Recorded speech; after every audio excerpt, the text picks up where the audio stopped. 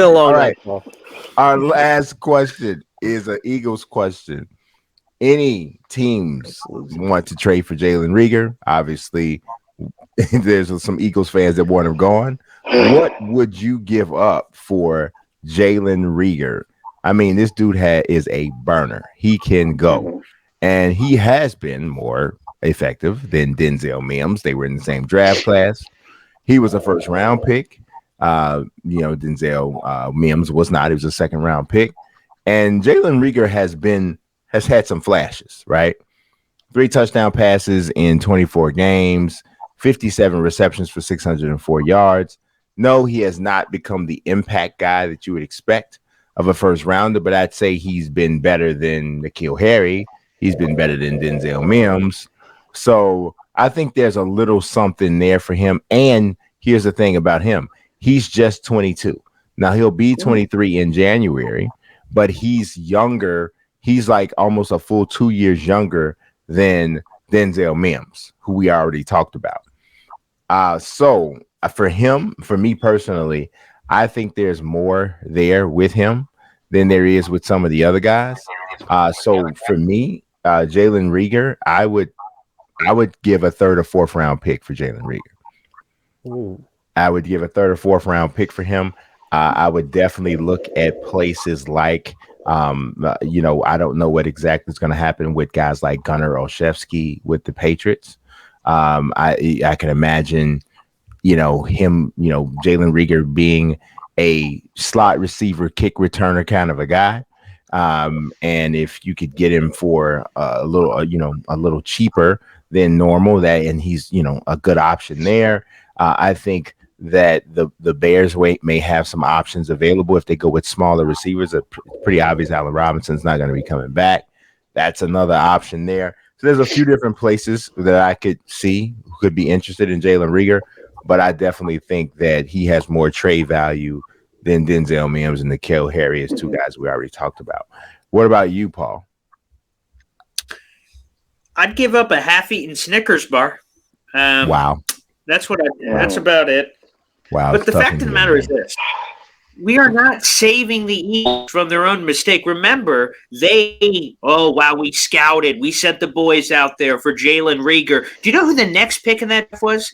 Justin Jefferson of the Vikings. Yeah. I still can't believe the Eagles picked Reagor over Justin Jefferson. I mean, come on, people. Yeah. So, no, while you know what, Brian, I'm glad that you're nice. You're the nice one on the show. I'm glad that you'd be willing to give the Eagles a little bit of this and a little bit of that, but I don't want nothing to do with that can't catch a cold, can't hit water if he fell out of a boat, trash-ass receiver. There is no way on this planet that I'm going to give anything of even the half Snickers bar that I have sitting over here. I'm not even sure if I'm willing to part with that to Mr. Jalen Reagor. I think I want to eat the rest of this. So you know what, Eagles? No, thank you. Howie Mandel style, no deal, not taking it. You can grab your trash and go elsewhere.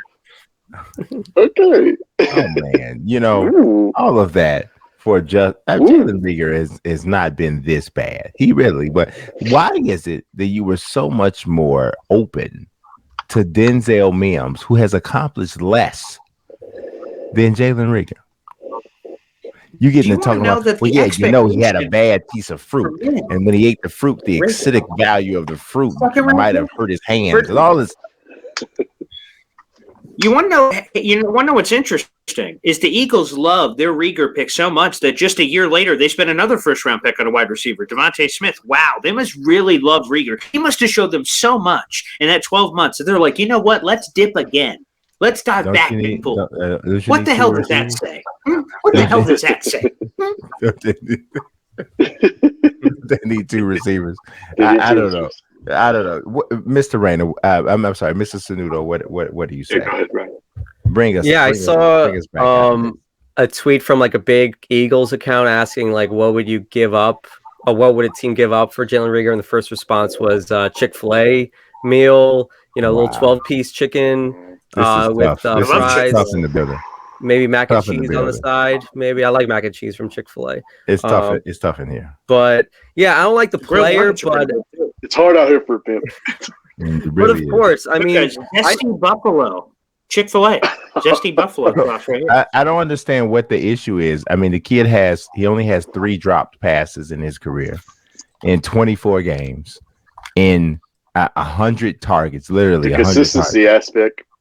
I don't understand. Like, he's literally dropped 3% of the passes thrown to him. yeah, I don't like the depth of target. I think it's very low. I think he averages 8 yards per reception. I get What- it. I mean, but how is that on him entirely? No, I totally get it. I get your point. I just think that he needs a better situation. And I've said previously that Hurts I don't like as a quarterback.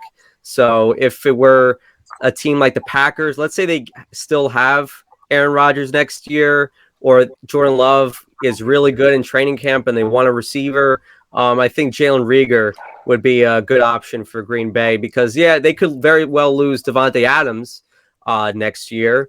And you look at their wide receiver depth chart. I mean, it's lacking. You got Alan Lazard, you got Scantling, but it goes down a very steep amount. So I think the Packers would be a good destination for him. I think the Packers were supposed to be a team that was going to get a wide receiver in that draft class. I thought they were actually going to get Mims later in that draft class, and they didn't. Instead, they go with Jordan Love. But I think they would, like to get a wide receiver on that team. And I think they're very similar towards the Ravens. The Ravens I mentioned with Mims, and I think the Packers with Reagor. They both need wide receivers desperately, especially in the future. So I think Packers would easily be a good fit. Yeah. I can actually see if really nice. They are. I mean, They definitely are. They're agents. We've actually had conversations. They're Christian-like. They're nice. Yeah. They're nice. We've actually had conversations in this house as to who has the better customer service, Chick-fil-A or Culver's. I'm telling you, I really don't know because they're both of the. It's really nice. They're really nice. They really make you want to eat unhealthy food. So it's pretty My cool. pleasure. So, what about you, Mr. Rayner? So, I agree with you, Brian. I mean, I think Jalen Reagor, he does have some value. I think he could thrive in the right situation. I mean, New England was one of those places that I began thinking about. I also started thinking about why not go back home to the state of Texas? Why not consider the Houston Texans, where you could potentially not only be the number 2, but maybe perhaps the number 1 as Brandon Cooks gets older. Maybe that could be some rejuvenation there. I don't like that. No, you think it'd be wasted? You think it'd be wasted? I think he needs to go someplace where there's an established quarterback, an offensive identity. I mean, they don't know what's going on with the Texans. They don't know. Like, I'm telling you, I have just as much of a chance to throw a pass next year as anybody in Houston. It's tonight with the Patriots. You could have thrown a pass. And nobody knows what they're doing there. So I just don't think that's where a guy who needs to or is looking to revive his career, or save his career, so to speak, wants to go. I don't know. Who knows?